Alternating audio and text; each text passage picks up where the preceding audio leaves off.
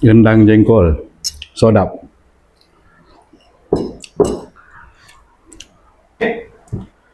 Hai, Mika nak tahu tak? Kalau Mika nak tahu, saya kasih tahu. Hari ini saya lagi nak makan. Hari ini kita ada lauk ikan tudung tempayan. Ikan goreng tudung tempayan. Oh. Ada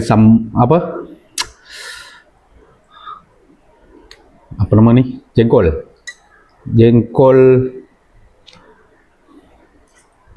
rendang jengkol.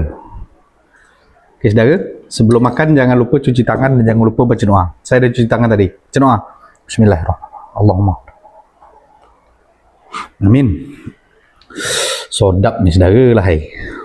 Sedap. Okey saudara, suapan pertama untuk saudara semua Bismillah. Bismillah.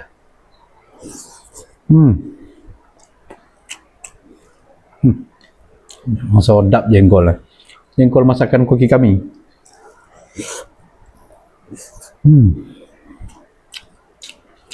Lupa. Ada muda.